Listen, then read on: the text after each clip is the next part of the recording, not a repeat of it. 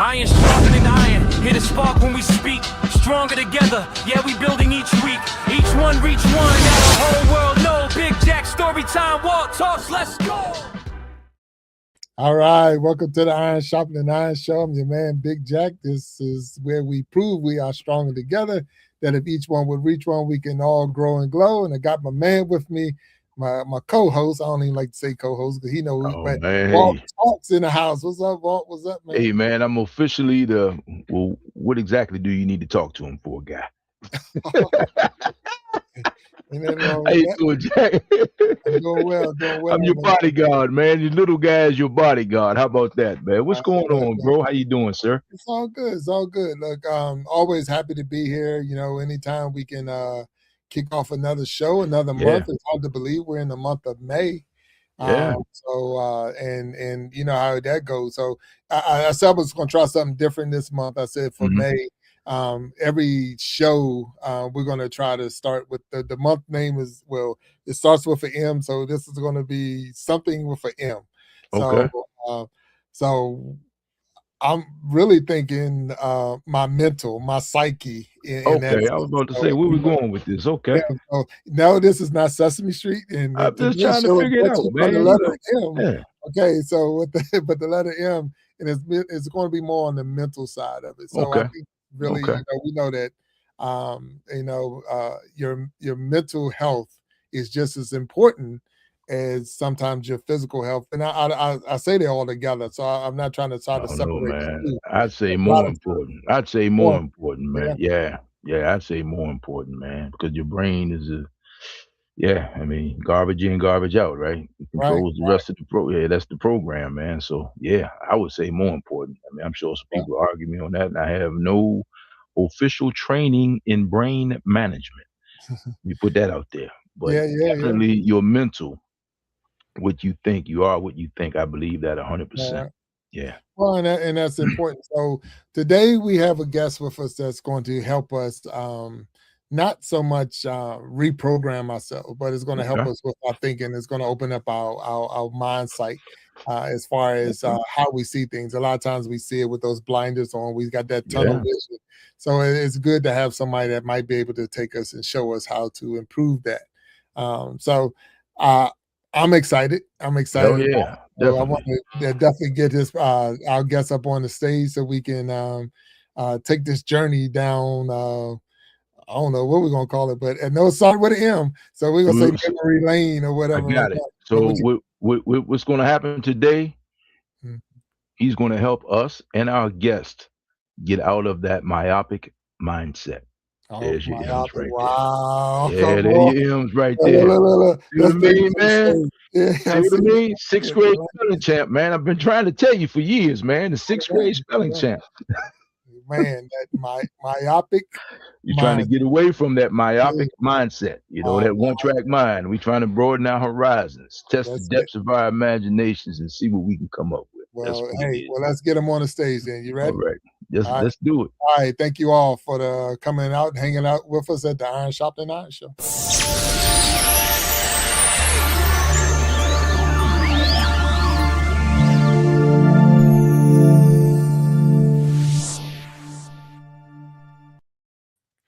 Oh, there he is, Scott Rust. What's up, sir? How you doing? It is good to be here, gentlemen. Thank you for having me. I am glad to see you. Yes, the mental mechanic here to help with that myopic mindset. There we go. Scrabble. Hey, man, Scrabble. There it is. And you just took it to the next level, got another 10 points.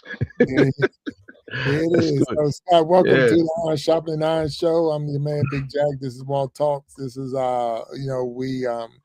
we're live right now on YouTube. We're live on Facebook, Twitch. We'll definitely make copies of this and put it on Instagram and TikTok and all the other social media platforms out there.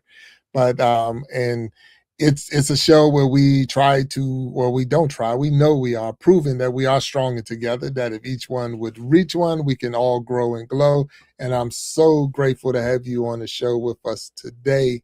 So to kick this off, we're going to ask you to please tell us a little bit about yourself. Good catch on that try, Big Jack. Well done. That is part of the mindset thing. It's about how we use our language and how our own understanding of reality is shaped by our perception. Perception is reality. That's part of it. It's all tied up together. So I'm Scott Rust, and I brand myself around these parts as the mental mechanic. Why? If life is a highway, then that means that you have to have a vehicle. Our mind is the car. And if we know that we go service a car regularly, then why don't we also do the same kind of checking in on our mindset, on our thinking, on all of the ideas that come in and get caught in the filters or clog up the engine or cause so much gunk to build up that we get out of alignment? It's wild. And people don't really always care which tool I use when they come to me. They just care, can I get back on the road? That's the important part. So I am an NLP practitioner. I am a certified hypnotherapist. I am a success and life coach. I know how to do EFT. There's so many different ways to help people. But really, it all comes back to talking and storytelling. So I love a good podcast. It's a great place for me to be. Hey, nothing wrong with that. And look, you threw a lot of letters at me, so I'm gonna have you break all these letters down. But one thing that what you said is, and I want to touch on that, because it was almost like taboo to a point if someone said that something was wrong with my mind. So like you say, my car going to get it fixed and I need to service, my engine light came on and all. But if something was wrong with your mind and you went to go get it fixed, they were putting you away. They wasn't trying to help you and get you out. So that right there, I believe, was the biggest fear for a lot of people. And we're still stuck in that, whereas you don't want to tell anybody that you got something going on, or I'm hearing things, I'm seeing things, I'm feeling this certain way in my mind, because it's not understood, and sometimes it could be your downfall. So help me with that. Am I wrong? Am I missing something on that one? No, you're 100% right. Stigma and bias is one of the biggest things that holds people back from getting the kind of help that they really need. And the other part of it is just the assumptions that people make. Hollywood has done a very bad job of representing my field. I said CHT. I am a certified hypnotherapist. Everything in Hollywood, if I could get everyone who ever watched anything that has any of it in a room and explain, okay, that works for the story, but the same way that you don't believe that laser swords are real, the person swinging a watch in front of their face doesn't make a nun into an assassin in an hour and a half. That's for the movie. That's not real life. That's not how it works. That's not how any of this works. Yeah, so that is confusing right there, because a lot of times you think I'm gonna stand on this stage and all of a sudden you're gonna have me walking like a chicken or barking like a dog or whatever. So that right there too is where we get that false, idea of what you're doing, and that is not real. And we talked about that before, Walt, and it's no different to me. As we're saying it like anesthesia. You're going to sleep, but you're sitting there, I'm gonna fight this. I'm not gonna let you put me to sleep. I'm not gonna let you, so I'm not willing to put myself in a position to let you hypnotize me in any way, or even change my mind or change my thought. Part of that is because of the fact that you're thinking, what is this person going to do to me if he got control of my mind? If I can't control what's going on top of my shoulders, you can have me doing anything. Yeah, here I am signing my house away, giving away this or that. So I'm not giving you that permission. So I'm sure your job is tough because of that. Well, that's part of the wonderful thing about the safety of the job. I can then explain to people, just as a mechanic, no, you're driving. I'm in shotgun. I will help. I will give you directions. I will say, you should turn left here. I will say, hey, we're coming up on getting close. You should probably slow down a bit. Things like that. I'm not taking over. I have my own car. I'm doing my own work too. It's not a good idea for me to try to drive everybody. That's not how this works at all. No. But if somebody asks me, hey, what can you do about this? I'm quick to be able to say, yeah, that sounds like your engine's running hot. Hey, that sounds like you're thinking about this a lot. Has this been troubling you for a long time? Oh, interesting. You've had that problem since you were 15. sounds like you've been ignoring it for a very long time. Maybe it's time to get that replaced. Gotcha. No, that's good. No, that's definitely a good way of looking at it. And like I say, when I go to the shop, I don't know how to fix my car. So I go to the shop and I'm trusting that the person that's working on my car. So when I get in there, I start it back up and I drive out. I don't know if he replace the brakes or fix the brakes or put them on right until I try to stop. So when you're dealing with, and that's anything we do, you know that you went in for this, and you came out with stitches or staples or cut or whatever, and you're like, did they fix it? I really don't know. It's not until you have to try to use it. So when you're dealing with something that's, like you say, 15 years about holding it down or whatever, how do I know that this is working, or how would I know that it's working? Other than because it can't be. Hopefully, I'm asking you, it can't be a one and done, or is it? Or can it be? Go ahead. You're the expert. It can be. Okay. There have been a lot of folks that I have had one session and that's all they really needed. Now, there are other folks where I also will schedule a tune-up. I'll have follow-up sessions. I'm happy to do that. But for people that have issues with like smoking or weight loss or some of these very common things that people already associate with hypnosis, that's often one and done. That's really simple. It's really straightforward. I sometimes have it even scripted where I'm just like, I'm just going to read you this because this has worked for multiple people before. It's straightforward. It's not all that complicated. It's just an understanding of how to tune the gears right. If it's a question of how to figure out what the problem is, and then we get to the level of, oh, it's that. And I see that and I say, oh, I've fixed this problem 200 times already. Yeah, I know exactly what will help you fix that. That's not going to be hard. Then it turns into, 45 minutes or an hour and I wake them back up and we're done. But the actual process of the finding it first, that's the important part. A lot of people think that they know what the problem is and they come to me and they say, hey, I really want you to help me with my weight. And I'm then asking the questions and I find out and figure out, no, the issue isn't their weight. They don't need to have a certain number on the scale. They need to learn how to love themselves as they are. And then they will be able to shift weight much more easily because they don't have anything in their routine right now that is helping them. And they see themselves as ugly, undesirable, unlovable, all sorts of other nasty things that they have had put on them because of the weight. Once they shed those things, the weight will also be shed. It falls away easy. But first, you got to get rid of those other things that are already hitching in their brain. That's like, no, it won't turn over. Well, why won't it turn over? Well, you sit here grinding the gears as long as you have been. Yeah, there's going to be teeth missing. Wow. I like the mechanic analogy. I find it works really well for me. Yeah, it does. In so many ways. Analogy. Yeah, like and for everything I do. That a mechanic, you have to test drive the vehicle, right? So this golf game of mine, I'm having a few problems. All right. How are you with the sports end of it?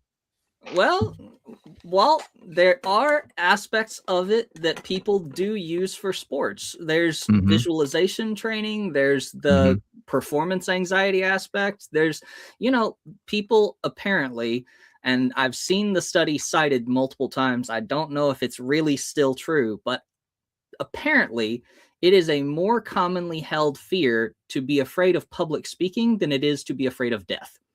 Yes. We're terrified of talking in front of people, which is crazy to think about because you're always going to be talking in front of people. It's just a question of how big is the audience, Yeah. That's true. So I'm a big fan of the Socratic way of thinking, right? In some of Socrates' quotes, the unexamined life is not worth living and those sorts of things. So basically, I'm a firm believer that people, what you resist only persist. So what it seems like That's to a good way to me, put it. yeah, what it seems like to me is you are basically teaching people how to think, and not because if you just try to eliminate a thought from your mind, don't look at that pink elephant. That's what's going to happen, right?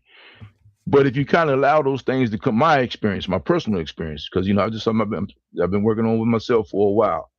If I allow these things to come through and examine them, they'll pass. For example, I just went to a debate today, and there's one of the candidates who I don't know a lot about. But for some reason, she just doesn't strike me as being a good candidate for the office of mayor in my city. And I told my wife, I said, I got to find out more about her. And she says, I thought you said you didn't really care too much. I said, because I don't know this woman. So for me not to care this much about her, I got to find out what it is in me that triggers me or makes me think that way. So that's just the way my brain works. I always need context, and Jack, we make a big joke of that all the time. So it seems like you give people a way to get to that contextual piece so they can basically examine their lives. Is that what I'm hearing from you? That is a lot of what NLP is. NLP is NeuroLinguistic Programming. So it is the linguistics of our mind, neuro, and how we are programmed. The way that our thoughts get inputted into us, that we then are able to process them and explain them in language to other people. What you just described a moment ago, don't look at that pink elephant. That's part of the rule of, quote unquote, the law of attraction. You will attract what you put out into the universe. You will find what you are looking for. Because if you are looking for something that is a negative, your subconscious mind cannot recognize the negative without also creating the image of the positive, whatever the thing is. Big Jack, don't think about a cat. Don't think about a cat. Think about anything else. Don't think about a cat. What's in your brain right now? Of course it's a cat, because you keep saying, of course it's a cat. Of course. Don't hit the ball in the water. Don't hit the ball in the water. How many times we've been through that, right? Oh my God. If you are thinking about the negative of that thing, whatever that thing is, you will move in the direction of the negative, even though that's not what you want, because your subconscious mind didn't hear don't, it heard do this. That's it. So if you want to get off of pink elephants, you need blue balloons. You need something that is positive. Move in this direction and you will get there. And that makes it easier. So to work on your golf game, start by visualization. Start with thinking about, I want the ball to go exactly here. And the more specific you can get with where you want that box to be for where it's going to land, the more you think about how you're going to move, how you're going to swing, where you're going to be standing, all of these other parts and pieces that start going together, the more successful the shot is likely to be, because you're thinking about it already. Because the whole body and brain is interconnected, and you can have the exact understanding of, I want the ball to go here. I want the ball to land here. I want the swing to look like this. I'm going to follow through to up here. All of these other parts and pieces that get tied in together. But if you're thinking, don't hit it in the water, don't hit it in the water, your brain is only hearing, hit it in the water. Right. That's it. Hey, let me ask you this, Scott. Real quick, Jack. I'm sorry, because this has got me going, man. That's a very simple thing, but it's not easy to do.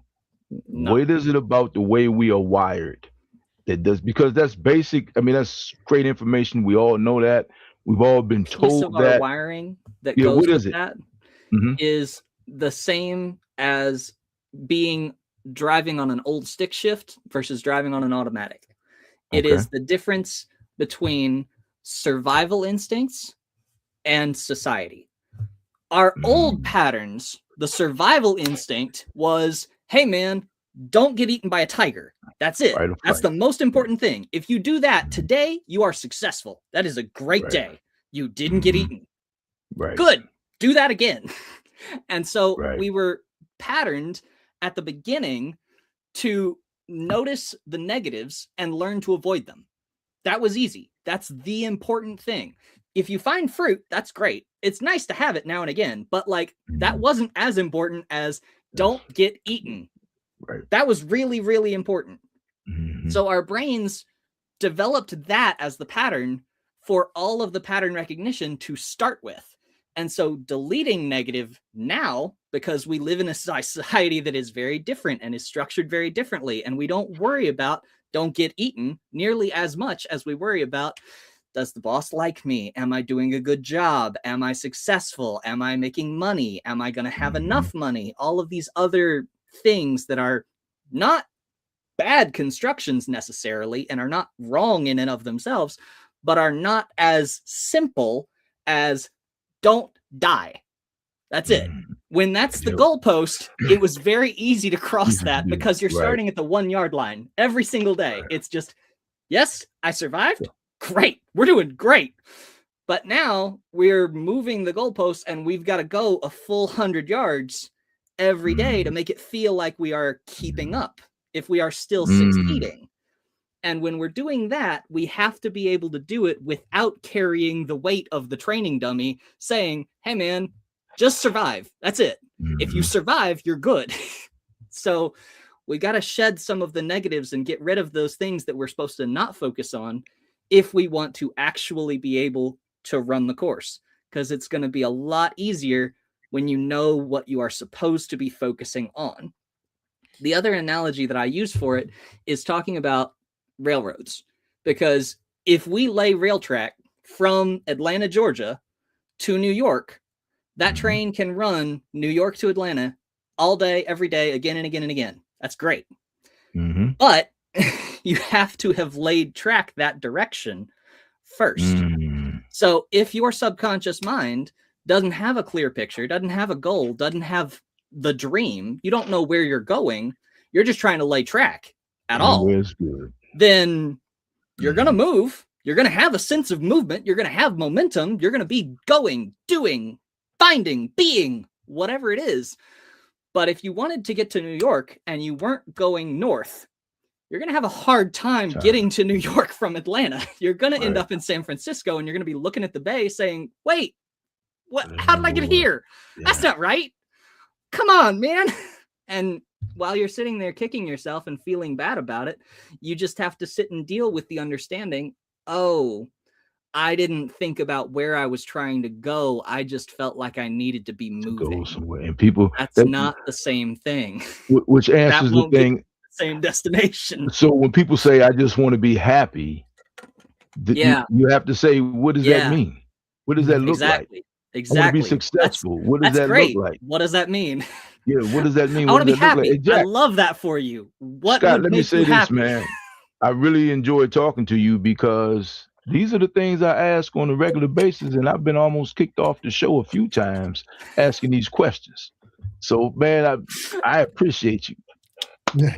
Clear that up for me. Hey, man, all this time they had me thinking I was just out of my mind and crazy and difficult and being contrarian just for the sake of being contrarian, man. That's great. Well, that's great. Man, all right. Scott, we got to ask you. I got to ask you this now. You can talk to me, but now I leave your office and I go talk to Walt and he puts that negative thought back in my mind or whatever. So how hard is it to fight? Not that you just happen to be on the stage, man. Come on. Why me, man? It could be anybody, but you know how that go, because I talk to you and I'm walking out and I got that positive mindset. And I know I'm big, but I'm thinking small and all of this. And I get out there and Walt say, "What's up, Fat Jack?" And I'm like, "Dang, man, come on, Big Jack." I know, but like, hey, man, on that, he would never call me that. But with that being said, how hard is it for you in your profession, even dealing with me as a patient? I guess I would call myself a patient. How hard would that be when I have to go back home? I have to go back around my peers and all of that. How hard is it for you? How hard is that combination or that thought? What do you have to do for that person? So that becomes a couple of things because there's multiple layers that are all kind of tied together on that. The important piece is the layers of the mind.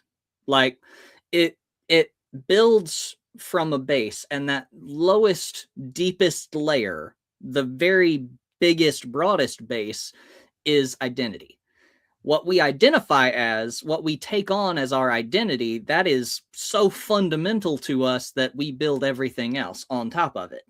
If our fundamental identity is being attacked or challenged, then we get really defensive. We close off real fast. We get real upset real fast. When you talk to somebody who is a sports guy and they are all about it and it is their life, and you say, man, the Yankees suck. If they are a Yankees fan, they will act like it is fighting words. They will leap at you. But that same level is also what gives us that kind of protective instinct for ourselves. So if somebody says, well, that doesn't matter to me because that's not true about me anymore, then all of a sudden, nobody saying anything to the contrary really sticks the same way, because you've got the defenses up, you've raised the shields, you've walled it off, and you say, no, man, I'm not listening to anybody or anything else above and beyond myself when it comes to what I am. That level of self-empowerment, that level of, no, I choose my identity and my destiny, that gives people a different kind of strength, because a lot of people aren't working with that kind of tool. They have had labels put on them, but they don't own a label maker. They don't have a way to write their own labels and say, no, I'm not a smoker. No, I'm not fat. No, I'm not any of those things that I don't want to be, because I am what I want to be. I'm moving in the direction of, I'm going to be successful. I am having all of the things that I want. I'm getting what I put out into the world because I'm making progress every single day. When somebody has that kind of momentum and that kind of self-identification, then they start piling up. And one of the layers above identity is when we start getting to, the results, and we have the proof. And then that gives us an extra protection that says, you can say whatever you want, man. I don't care. I've got my money in the bank. You can say I'm not successful. I've got what I came for. You can say I can't have it. I already bought it. Whatever, man. I'm not listening to that. Right. No, that's good. Go ahead, Walt. Go ahead. No, so what I'm hearing you say is basically, and I guess it's even tougher in today's time than it was in our time, because social media, comparison is stealing lives stealing parts of everyone's life. Oh, comparison is the thief of joy. Comparison is the thief of joy, right? Believe that. I will stand by it, man, anytime 100%. And every time. So, two things. One, the person who we're all culturally conditioned to a point, right? Because absolutely. Oh, I've lost the rest of the question. You lost it. That's it. You paused. Me? Halfway through, Paul. Yeah. It takes a special type of self-awareness to challenge your thinking to the point that you ask yourself, why do you believe what you believe? And like, to me, when I tell someone something, I want to be challenged, because one of two things is going to happen. I'm going to come up with a better idea, or now I have you as my advocate, because you get to tell everybody, man, he's crazy as all get out. I already told him that, but his idea is solid. It's been tested, right? So other than that, you just basically have a false sense of security, so to speak. And then you have to be self-aware enough. To me, my thinking is, and help me out here, to it's like, if at some point it all falls apart if it's not actual and factual and true, right? So how do you distinguish? Let me ask you, and add this too. How do you distinguish between the person who just needs to change their thinking and the person who is really having mental challenges where they can't help that, which I know is a whole nother piece of your profession, I guess. So that's a double-edged sword. There are two answers that are competing in my mind. In one of them, there's the NLP-based answer, which is to say, you are at cause. So NLP has 14 principles, and one of them, among the others, is to say, you are always 100% at cause. If you choose something, that is part of your choices, and you have to own that in order to make progress, in order to make changes, in order to say, I have the power to make something better. Because if you don't feel like you have that power, if you don't feel like you do have 100% being at cause, then you will absolutely always find something else to blame. If the problem is external, if the problem is out there, if the problem is the government stepped in, or the school shut down, or man, I can't get the line on the factory job anymore, whatever it is, if the problem is out there will always have more problems. You can keep finding them, and there will continue to be excuses. If the problem is in here or in here, then all of a sudden it's something that is within your reach. And this is part of what I wrote in my little chapter of the book, the sphere of influence and the sphere of concern. The sphere of concern is huge, especially today, especially now. Anything and everything that you hear about in the whole wide world can be in your sphere of concern. Right. I could hear about trouble in Ukraine. I can hear about trouble in Argentina. I can hear about whatever's going on in the Strait of Hormuz. But do I have the influence to do anything about that? No, that is well outside of my sphere of influence. What I can control, what I can directly impact, what I can actually do something about, that is my sphere of influence. So if I am not in my sphere of influence, I got a real problem. Because I'm not in control of me? Oh, no. That's no good. You can't live in only your sphere of concern. So you have to make sure to pull yourself into your sphere of influence and say, no, I'm in control of me. I make my choices. I get my consequences, but I make my call. And whatever call I make, I get to make it. And that can be starting today. That can be starting right now. That can be that has always been the case, and I just wasn't paying attention and I made bad choices. That's fine. But you have to be able to own it, because then you have the power to change it. But the other side of that double-edged sword, the societal answer that comes along with being in the book, that comes along with the challenges that people have written about, that comes along with seeing people and talking to people and very different real lived experience, is to also remember that there is a deep and profound need for self-compassion, grace, love, acceptance, because even if whatever it is was outside of your control, even if whatever it is was bigger than what you could take on, then what you also have to do is not take all of it on. You have to forgive yourself and say, hey man, that was not on me. I didn't have the power to do everything about that. I didn't choose to be born, but I'm here, so I better start making the best of it. I didn't choose to go to school where I went to school when I was in elementary school. I was a kid. I didn't get to pick, am I going to go to school in Washington State? Am I going to go to school down in Florida? No, I lived with my parents. I went to school in Tennessee. This is where I was. So at a certain point, you have to let everything else go and decide, this is where I am. I love to have people picture a tree, and the past is in the roots. Everything that has led you to this point, everything, every choice, your parents' choices, your grandparents' choices, everything before led you to here. But now you're in the trunk. The trunk is present. The trunk is right now. And that's it. That is here today where you are. And the branches and the leaves go in all different directions, because the future is possibility. And there's bunches of it.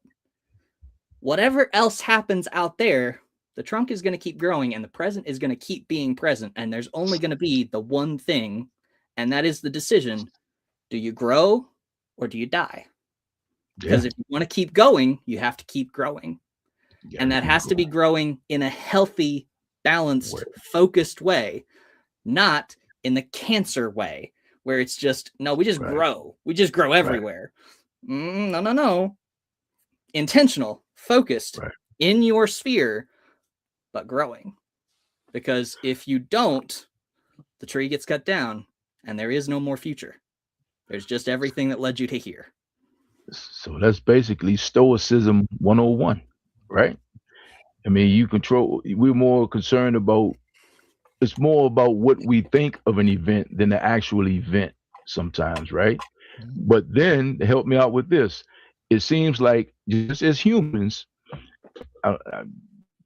was the dichotomy of choice. I mean, the more choices you have, the harder it is to make a decision. You know, if you have this or that, that seems pretty easy, but you have all of these things coming at you now. And I'm talking about especially for like young adults trying to figure it out, you know, because we kind of, you know, we got a firm grasp, we're on our way.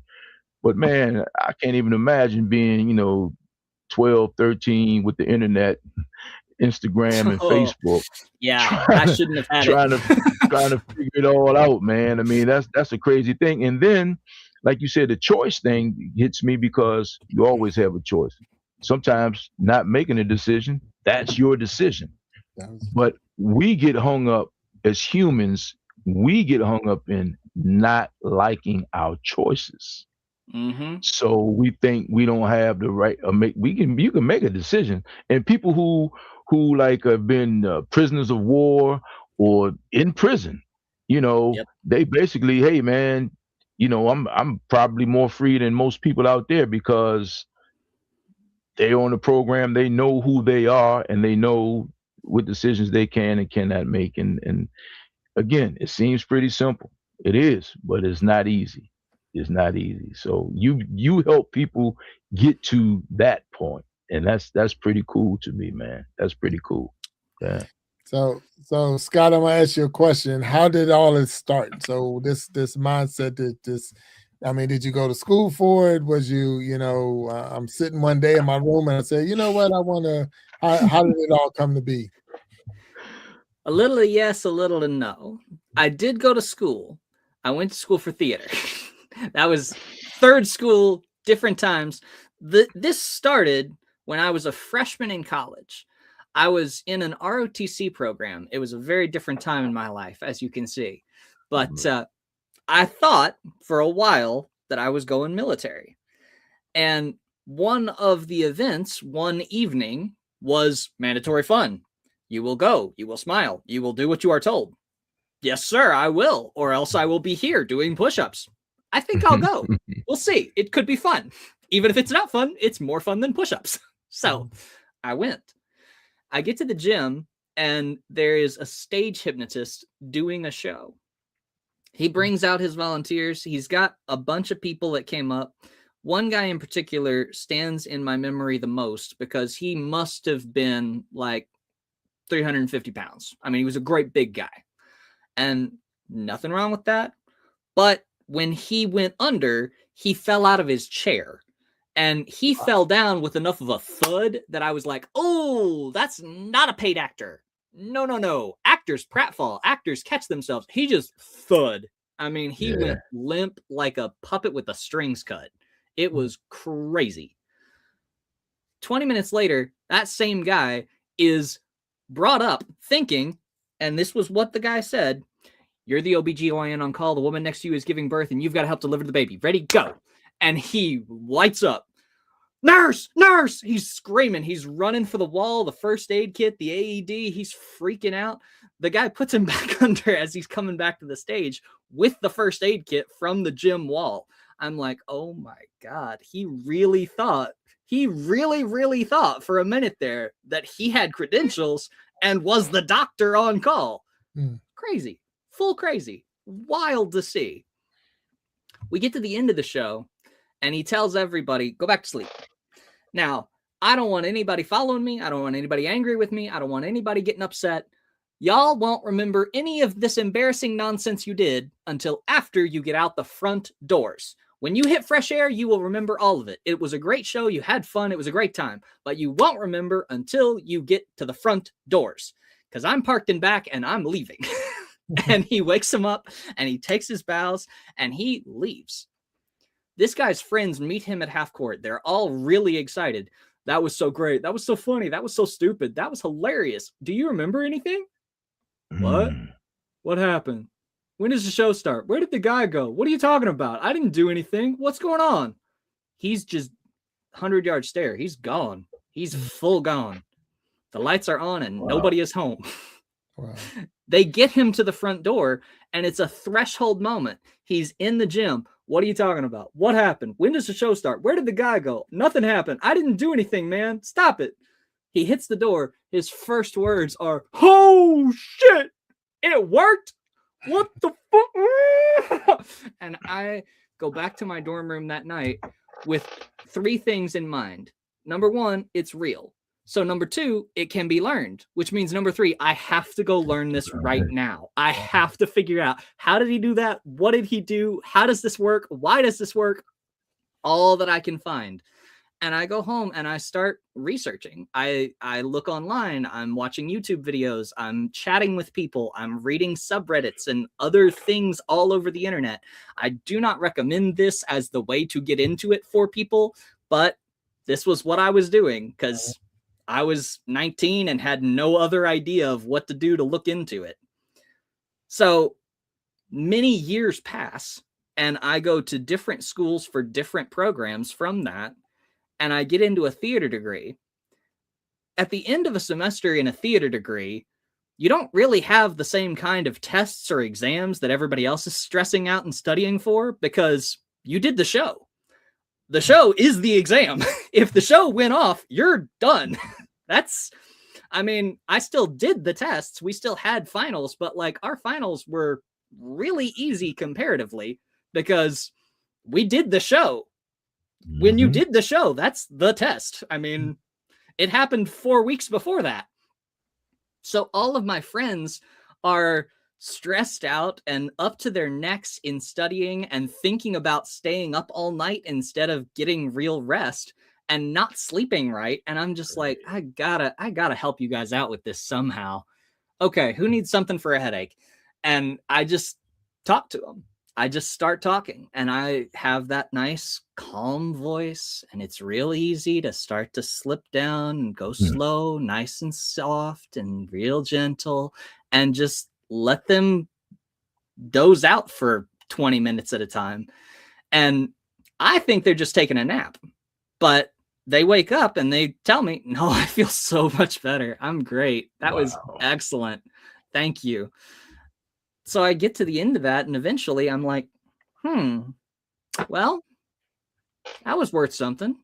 I'll keep doing it. So now here I am, 31 years old. I've been in China as a teacher and in Spain as an English language assistant. And I come back to the US and I'm trying to figure out what is it that I can do that I don't have to live out of a suitcase. And I come back to the idea of, well, there was that one time. There was that old routine that I used to do with folks during classes. Yeah, okay. Let's figure out what that takes. And then I go find out what it takes to do that professionally. I learn what the certification process is and looks like and take some courses and all this other stuff. But I had already been practicing for 12 years and didn't realize just how valuable that experience was. I was like, oh, yeah, no, I know how to do all of that. Oh, I know exactly what you're talking about. Yeah, no, I can figure out how to make that work. That's great. And less than 6 weeks later, I had my first client who I was helping with smoking because she wanted to be clean and sober. But by the time we were halfway through our session, we took a break. I woke her up and I said, "How do you feel?" She was like, "I'm great." I was like, "That over there is a vape pen, right?" She was like, "Yeah, I'm getting rid of that." And I watched her as she went room by room in her house, gathered up all of her THC and vape pens and junk that she was like, no, I don't need this anymore. And she went out to the garage and threw it away in the big trash can. Not even just in her kitchen trash or just in the house. She went fully, no, it's going in the one that goes to the street. And she was done. I was like, all right, well, we've still got half an hour. What else do you want to do? You paid for it. Wow. So lucky for the world, you only use your powers for good. The wonderful thing about it is that people think that there is a way to do it for evil because Hollywood has taught them that. That's not true.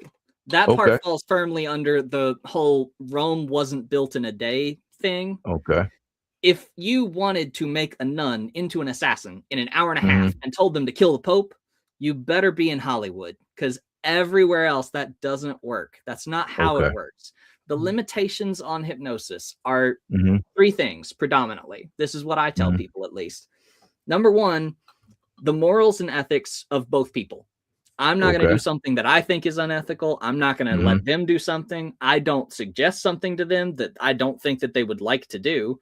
And they won't do something that is flat out not what they would believe in or ever do or accept or appreciate. That's just not going to happen. They will wake themselves back up before that would ever happen. Like your own subconscious will kick it back into gear and say, no, hold on. Whoa, freeze, safety. We're not doing that. Wait a minute. Hold on now. What if it's a psychopath though? Then there it is. I can't speak to that because I'm not a doctor. I don't do the diagnostics on people like that.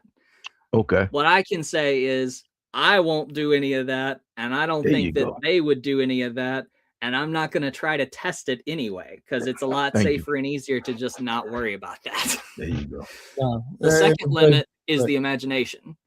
The person won't do something they can't imagine doing. If you told me that I could fly, I could flap my arms and jump off the roof and I would just take off into the sky. There's no world in which I would still believe that and not just wake up. I would look at you, say you're crazy, and move on. I would be like, no, I'm not doing that. I know better. Gravity still works. The rest of the world still works. Your subconscious mind and your conscious mind, it's like number one thing is still, hey, don't die. Whatever happens, don't die. So it will kick back in and say, that's not safe. We're not doing that. And then the third limitation is just like language. We would have to be able to have the idea, and the idea would have to be in a way that would be acceptable. It would have to be something that the person could reasonably believe, yeah, no, we can achieve that. If I say, go out and win $1 million, your brain might take it. It might even like it, but it's not going to have an idea of like, okay, how do we do that? It's going to be like, oh, we can go buy scratchers. It's like, no, that's not actually likely to win, though. That's the problem. So it has to be processed to an extent and in a way that the language actually sticks and it picks up. Okay. Nah, good. That's good stuff. So you mentioned a book. You mentioned the book. So tell us about the book. Ray even said your title said you're a best-selling author. So tell us a little bit about your book. The book is called Unbreakable Spirit: How to Thrive No Matter What Life Throws at You. I collaborated with a group of about, I think, 20 authors or so, and we each wrote a chapter, which made it very easy. I only contributed like 10 pages. It doesn't feel like it was a lot. It feels like a stretch for me to still be saying best-selling author, but it is a best-selling book, and I wrote part of it. So I get to claim that, and I get to keep that title, and I'm going to keep writing my own stuff too and build from there. But the book is fundamentally about the different perspectives and stories and dealing with life that other people have had. There's a story from a guy named Mike who his wife had faced some form of sexual assault or like deep trauma growing up. And when they got married, she realized that there was some trouble there. And the lingering trauma of that was stuff that they had to work on for another 7 years together. But they are also still married, and it's been more than 30. So it's that story, which is so, so powerful. It's the story of a woman, I believe her name is Rumi, if I recall. I may be remembering that wrong, though. But she is originally Indian, and she wanted to get into traditional dance, and she wanted to get into this self-expression that her society and her husband specifically very, very, very much did not approve of for her at her time and at her age and all this other stuff. And it's the story of how she got through that and continued and endured and is now still able to be dancing, which is so, so powerful. I wrote my chapter more as one of the little listicle kind of things because I didn't know how much to share of myself, and I wanted to make sure that it was going to be helpful to the person reading it as much as I could. So I wrote a brief little list of 7 things to help with balance.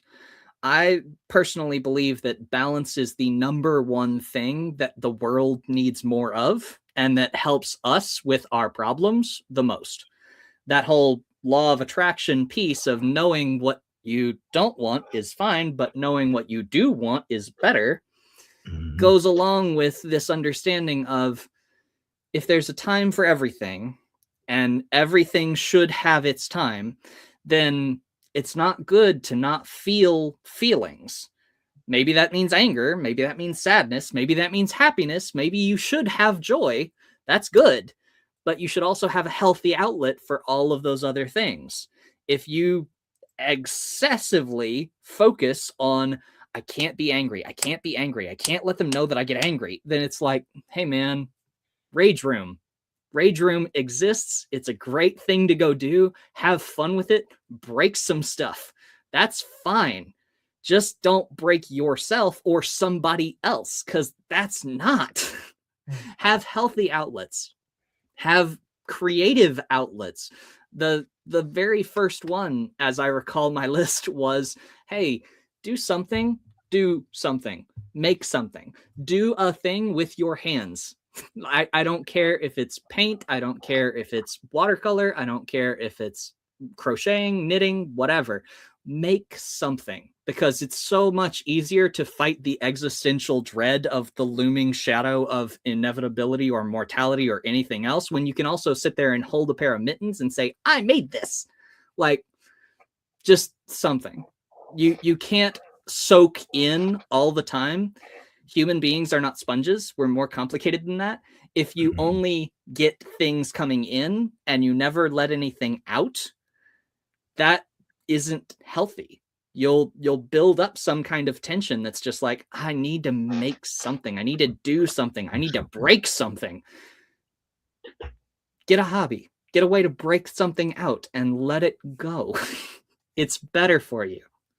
So I wrote my little chapter on balance and the importance of finding balance. I have already talked about the spheres as well. That was one of mine in the list. There's a few others still, but go read the book. It's very good. So for those who are watching the Iron Sharpening Iron Show, we got Scott Russ with us, and we appreciate you hanging out with us. We did put the book, the title in the chat, so you can actually click on the link. I'm going to pop it back up on the stage again for those who are seeing it. And Scott, where will we be able to find the book? Can I go on Amazon or wherever? Where is it? Everywhere? Where's this book at? It is on Amazon. I believe that it's everywhere. The very best place to go is actually still theusbook.com, because part of what made it a bestseller, spoiler, little secret from the insider in the industry, every one of those authors, we made a little gift to go with it, to be an extra thing, to be like, here, oh, you bought the book? Thank you so much. Here, take this. Free. So we all contributed our little freebie. I made mine a pre-recorded hypnosis audio session that is focused on goals, that is focused on not that don't get what you don't want, but that get what you do want part of just like, okay, build it, build yourself up. What do you want it to be? Go that way. Okay. Hey, Wow. so you heard it, and that's busbook.com, and I did put it down in the chat. So for those who want to get Scott, well, the book that Scott is an author on, he's one of the many authors. That's how you can get the book, and that's awesome. And again, thank you, Scott. I know it's hard to say, hard to believe we're real close at the end. It's been almost an hour. I mean, but Wow. I'm intrigued with everything that's been going on. But I'm gonna ask you one more question if we can. So if someone was watching tonight and they feel stuck or stressed, like say self-doubt, negative, and they're stuck in that loop, what's one immediate mental shift or exercise that they can do today to start rewriting their story? So if Scott, I'm gonna turn it over to you and give us a way to rewrite this story. So the number one thing, going back to don't die, is to remember to breathe. So I would recommend the first step is to learn box breathing, which is incredibly useful. It's a great tool for grounding, for dealing with fear, anxiety, stress, whatever.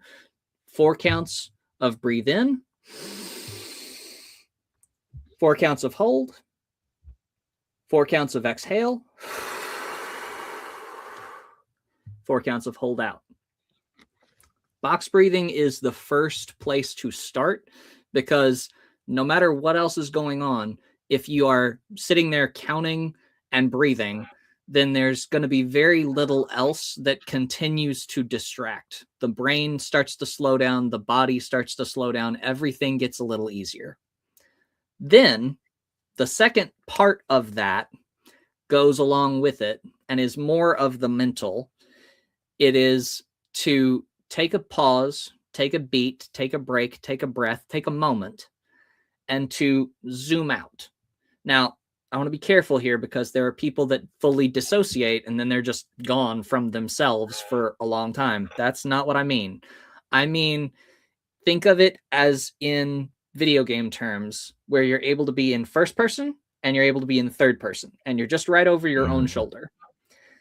If you're able to switch that perspective, sometimes you need to be in it. Sometimes you need to be in yourself. Sometimes you need to be real grounded and stay in your body. And sometimes you need to be able to put a little distance between you doing the thing and your mind thinking about, what are we doing? Are we doing what we actually want to be doing? Are we not happy with what we're doing and we're doing it anyway?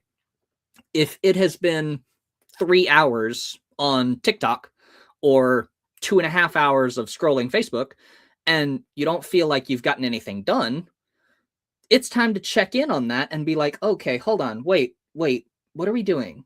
Do we like what we're doing? Are we happy with what we're doing? Do we need to go take a walk? Do we need to get some sun? Do we need to take some time and sit down and do nothing? Whatever it is, do that mental check-in of being able to be in it and being able to be out of it. Because the importance of perspective is so useful, because that's the only way to really be able to check for your body, for your brain, for everything together, to be able to say, oh, I'm here, I'm fully present, I'm really liking what I'm doing. This has been a great show. I've been loving it, and I've been here the whole time. If I was to go out of myself and say, wait, did I say everything I needed to say? Did I talk to the right people? Did I say the right things to everybody? That's too self-critical. I need to be here. I need to be in it. But as soon as we're done with this show, I'm going to take a step back and I'm going to zoom out and say, okay, what time is it? What does my body need? What does my mind need? Am I ready to rest? Am I ready to start doing something? Do I need to go do something? Or are we checking in? Are we chill? Are we good? So having those check-ins is really, really useful. And the number one way to get to that space of being able to separate a little bit, I say, is box breathing.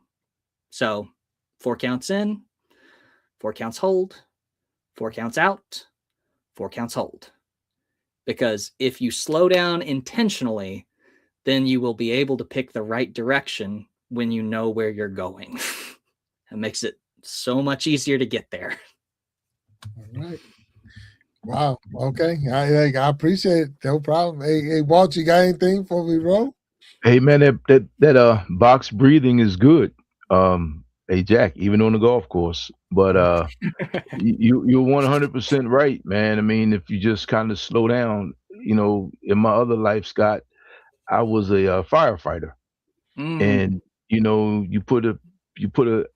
I spent time at the training school too. So you put a rookie, put a mask on his face, put him in a heated environment, smoke-filled environment, and his or her initial instinct, the untrained person's initial instinct, is to panic. Yeah. You know, I mean, you just want to just pull your mask off, run out the room, do all kind of crazy things. And I mean, of course, you stand up, you get burned. You pull your mask off, your airway gets burned. So basically, you have to. I was taught early, just control your breathing. And it's amazing what comes to your mind, the options that come to you when you just control your breathing, man. Even a person who hyperventilates, you know, the whole purpose of breathe into the bag, yada, yada, yada, it's the same concept. It's all to slow your breathing down to allow, because your body will use that somewhere else. And then you just need to get it back up to your brain so you can think. And it's just the body is an incredible thing. So again, man, you have great information, and that's something that everybody can do. You know, I mean, I that's certainly something hope everyone everybody do. can. If Yeah, you I are mean, having trouble, you don't need to be listening to anything I'm saying. You need to fix that. That's the most important thing. Remember that don't die piece? Yeah, Breathe. that's it. Breathe. But the Always breathe. beautiful part about it is everything you said, man, is stuff that we've heard, stuff that we sometimes may know, but we get away from. And I got to tell you, man, you just kind of put it right there where, you know, where folks can get it, man. So great information. I appreciate it. I really enjoyed it. You answered a lot of my questions, man, and basically just kind of reinforce some stuff I already thought and already knew. And I appreciate you, man. So good luck with that, and I'll check your book out. So congratulations.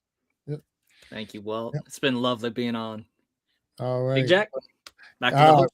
Oh, thank you. So I would just want to thank everybody that's been tuning in today and watching, and the Iron Sharpening Iron Show. I got Scott Rust on, and you know, if you haven't already hit that like button, go ahead and hit the like button. If you're not subscribers, hit the subscribe button. And definitely tune in for more and more Iron Sharpening Iron shows and all the shows that come in through the Iron Sharpening Iron universe. Scott, we're going to ask you to hang back with us a little bit once we close out. Talk to you backstage. But to everybody else, we'll have a blessed rest of your week and start of your next week. And tune in because we got some wonderful shows this month and all over the place. I mean, almost every other day now we have a show, so which is really good. The universe is growing. But until next time, we're going to ask you all to stay sharp. We'll talk to you later, and peace. All right. There you go. Thank you.